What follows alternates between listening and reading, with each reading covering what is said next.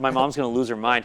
She went into an HMV one time trying to buy an Our Lady Peace record for me. And she's like, I'm looking for the Our Lady of Peace record.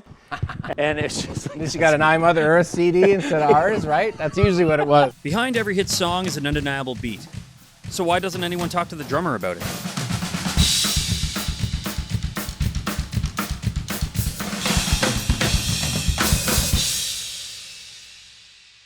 Jeremy, thank you for doing this. This is awesome. I've been listening to you since I was 12 years old. So Nice. This is pretty cool. I appreciate it. Thank you. When you were touring as much as you were, how much press did you do compared to other members of the band? I don't know if it was because I was really young when I started, like being 17, 18. And I'm kind of I like to chat anyway. So I think it kind of came through that it was easy to interview me. Yeah. So I got a good amount. It was kind of similar, kind of Metallica vibes, where Lars kind of comes out of the woodwork a bit. It was a little bit like that, I think, with us, which was cool. That's cool. Yeah. So going off that, your first record comes out when you're 19 years old? Yes, 19. That's a big deal. Major labels, the touring cycle you were going to have to do, the media, all that kind of stuff. How did you deal with that as 19 years old? I think it was just kind of eclipsing my brain into the drums and just concentrating on drums. And like my father was a drummer, so I kind of grew up with that kind of a blue collar mentality of a musician, where it's just like you got to try and get as good as you can at your instrument. So once we started getting success, I felt like, well, this is an opportunity, I guess, to build a body of work, and like all the heroes of the drummers that I had that I grew up with, and I was able to kind of, combine some records together that I would consider my sound. You know what I mean? Which is a big thing to ask. Like it's hard to have a sound on your instrument. Yeah. So that's literally all I was trying to do, was just find some sound in what I was doing. And I think because I had my head down doing that, I wasn't really caught up in the bullshit of media and whatever else. That's such a mature way of looking at things at 19. That's very impressive. You are one of my earliest influences as a drummer when it comes to placement of a snare drum. Like doing a little bit more than the 4/4 that I was taught in, a music store for lessons and stuff. It's like put it where it maybe doesn't feel like it makes sense, and it just makes the groove perfect.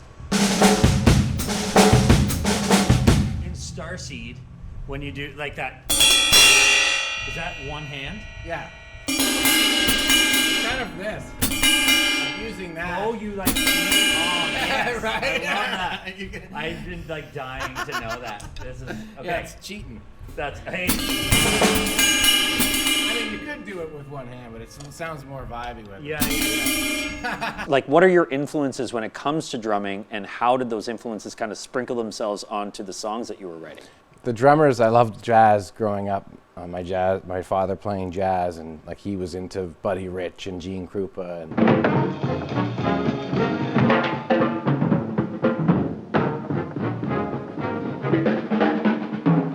I was really kind of into that stuff, which led me into fusion drummers, like guys like Dave Weckl and Vinnie Colaiuta, and drummers like Manu Katché.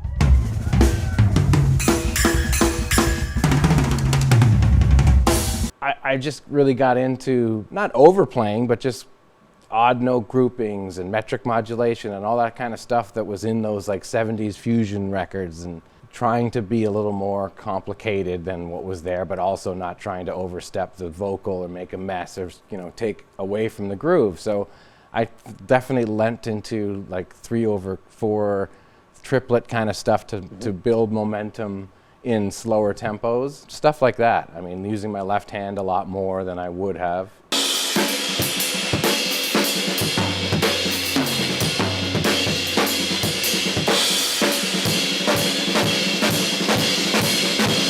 I wasn't trying to reinvent the wheel. I was just trying to make something sound interesting and creative in the song. Right, and as I guess the catalog got deeper and you're getting older, how did you find that your approach to drumming evolved? Well, it depends. I think it's who you're working with on the records, production-wise. I think Bob Rock, working with him for the first time, he really kind of changed my mindset in terms of like, he was like, take it easy on the fucking around, kind of.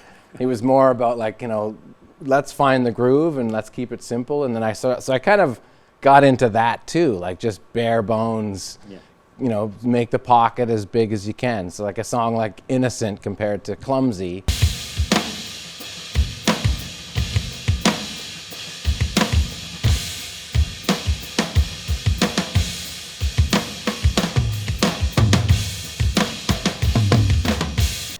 It's more about kind of pocket and sitting in the groove. So I appreciated both styles, and I definitely learned tons from kind of both of those perspectives. So I think I ended up laying a little bit in the middle after those records. Yeah. And, you know, when we were kind of producing ourselves more, it was kind of something in between, you know. That's really cool. Yeah. Induction into the Walk of Fame. Yeah, that was. Congratulations. Thanks. That was pretty cool. Yeah. What does that honor mean to you for something that you accomplished starting at such a young age? Like, this is such a body of work. It's one of those things where you don't expect at all. And even with when I was 21 or 22, with the success of Clumsy, for example, in Canada, where it was like selling as much as the Spice Girls and, you know, like getting chased down the street styles, you know what I mean? That was ridiculous, like to have that level. But even with that kind of success, selling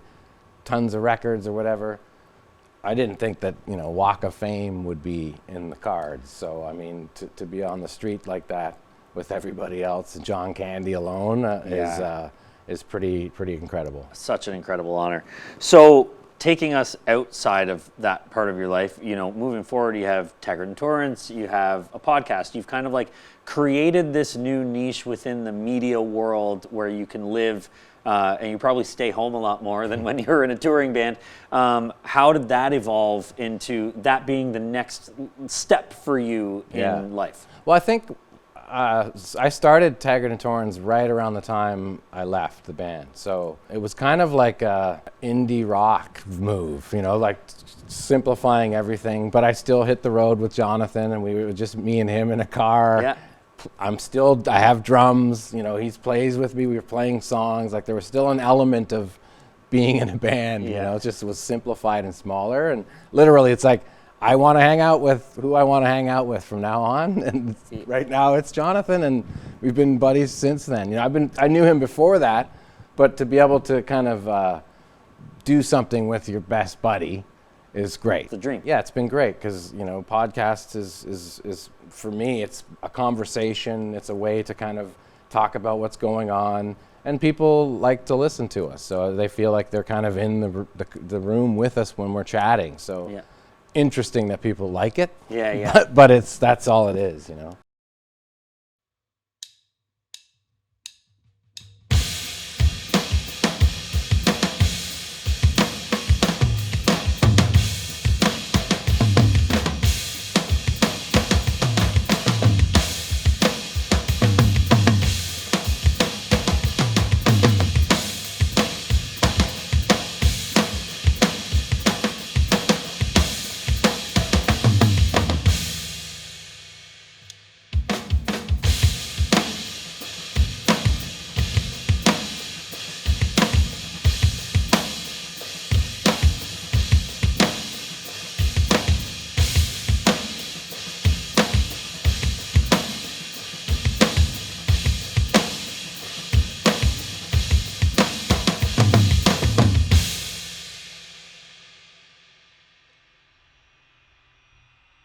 It's like feeling better every time.